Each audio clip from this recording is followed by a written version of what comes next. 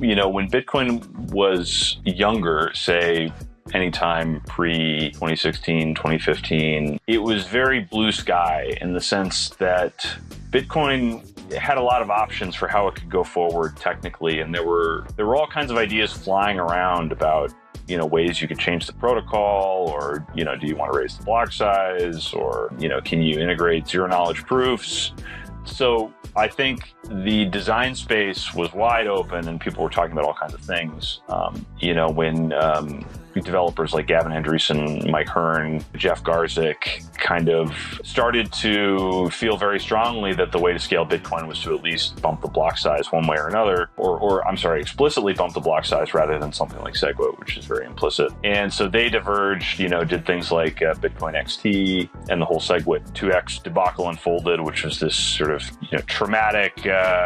domestic violence event within the Bitcoin community. And I think there's a ton of scar tissue from that whole event, especially having to do with kind of the relationship between businesses and Bitcoin itself. I think the Segwit battle maybe pushed this idea that companies shouldn't be as involved in the development of Bitcoin at a protocol level.